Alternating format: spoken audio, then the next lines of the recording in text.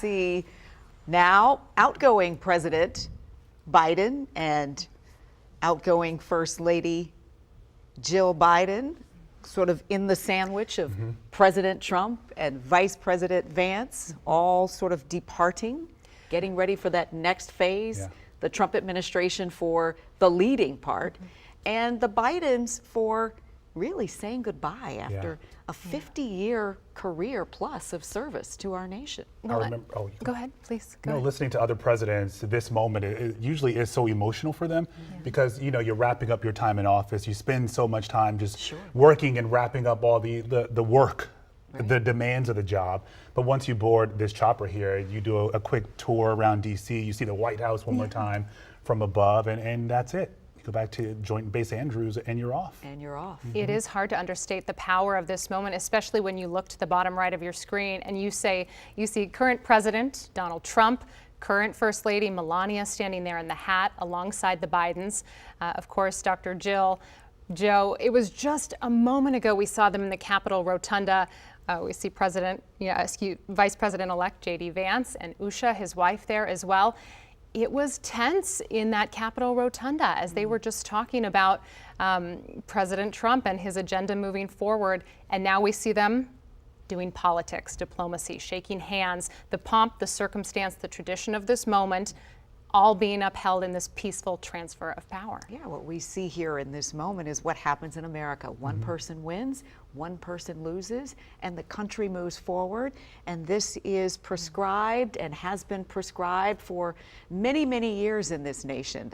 We see them cordially greeting each other as the Bidens prepare to leave and as our Vice President and Second Gentleman outgoing, prepare to leave and figure out what's next. There is some uncertainty on both parts, right, about what they will all do, but they all get a chance to write this next chapter in the way that they want. And it's been a very busy day, can we say, leading up to this moment. I mean, let us not forget that the outgoing president pardoned members of his family just minutes before President Trump took the oath of office. Pardoned family members because he thought, given the climate of the time, that they might be targeted by the next president and his administration. Which is interesting because usually when you get these presidential pardons, it's usually people have committed some nefarious act. But this says very little about, it doesn't say anything about the people who are getting these pardons. They have not done anything wrong. Right, they are preemptive. Right, well, and to that point, Zoe, you think of Dr. Anthony Fauci, who has also issued a pardon this morning by former President Joe Biden, also the January 6th committee. Again, President Biden trying to preserve some legacy, preserve the people that he cares about. Hunter Biden, of course, pardoned just a few months ago as well. And yes, earlier, Leslie, to your point, earlier in the day, we know that the Trumps were welcomed to the White House by the Bidens. They had, they had tea together in a show of unity.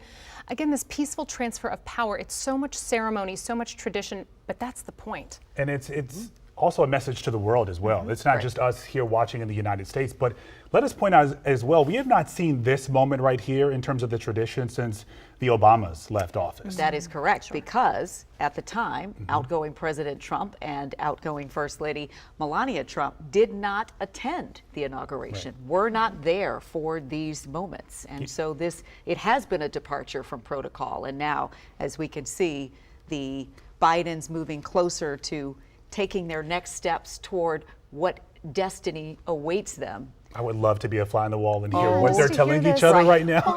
Leslie, you mentioned earlier, when you think of the magnitude of this moment, how bitter this campaign has been, the campaign trail on both sides, and to see the civility here. And also, as President Biden departs, 50 years in office as a public servant in some capacity, what he has given to the United States, his legacy is something no doubt he's grappling with today as we watch that. He was supposed to be a transitional president out of Donald Trump, and yet here we are with Trump back for a second presidency.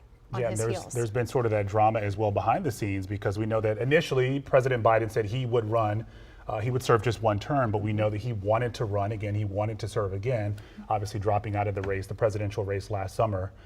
And he assumed that, he was confident moving forward, saying that he could win again. To be clear, this is not the ending that President Biden wanted. Right. And so historians and history will punctuate his time in office with the passage of time. But it had to be, even though this was the day that this had to happen, quite an emotional day for him, given the fact that he spent most of his life in public service to the nation. And so, as we see here, this peaceful transition moves on. President Biden and First Lady Dr. Jill Biden are preparing to take off now to go to Air Force. Should be Joint Base Andrews. Joint Base Andrews. Sorry, I had a little.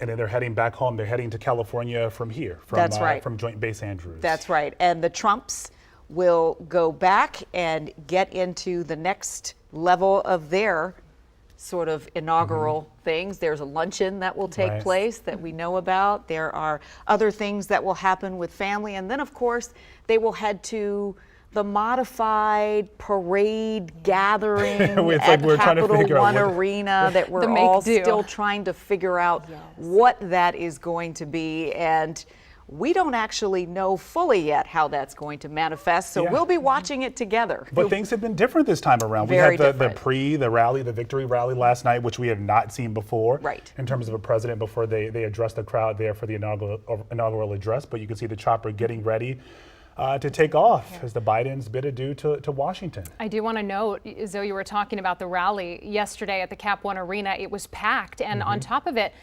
J.D. Vance was there. He was in attendance. He was scheduled to speak, and instead of him taking the stage, among others who took the stage, say the Village People were performing, we saw Elon Musk notably featured on the stage there. And so, you know, today we know this is where the inauguration pomp and circumstance, the parade, so to speak, is going to happen. People have been waiting in line. 3 a.m. was one person I heard talking about being out there in the frigid D.C. cold, waiting to see Donald Trump. They just want to be part of it. And even the people who couldn't get in, you hear from them, they talk about security as well. We know there was that assassination attempt over the summer. So this is their guy. They want him to be protected. If that means they don't get to see him in person, it sounds like a lot of them are okay with that, but they just want to be here in D.C. amongst other Trump supporters and celebrate this moment. They want to be here so they could see whatever they could see, right? However they could see it, just to be here in this space to absorb history up close and personal. Again, we are waiting for the Bidens to head off to Joint Base Andrews. I guess it's going to take a moment. We know that President Biden left a note for President Trump. And so none of us will ever really know about that unless it comes out at some point. But we know that part of the tradition continued today as well. He was asked what the note said, but he said that's between him and Trump. That's so perhaps Trump will release it a little later on. That's tradition, right? Yeah, we're keeping with tradition here, and the Bidens have made it a point to keep up with that as well. I will be clear, you know, we are awaiting to hear from, you know, now former President Biden when he gets to Andrews later today. He's going to make a speech, we do believe. And of course, we just heard him address the nation about a day ago where he was warning about the threat of an oligarchy with these, you know, tech billionaires now being so firmly in the fold. And here we go, wheels up. Wheels up, and they are headed off. I wonder when they feel the weight of the job lifted. You know, when do you, is it at the moment? Is it this moment? Yeah, is it like when you're like, I'm done, I cannot do anything because I'm in a chopper. But it's such a tough and demanding job. Just think 4 years. He took office like during the pandemic. You're talking about inflation as well. You have the Ukraine-Russia war, Israel-Hamas. There's just so much that you're responsible for and that you have to respond to, and the unknowns as well. And let us not forget that the pomp and circumstance today took place in the Rotunda, where all of the events of January 6th unfolded, right? And we came this close.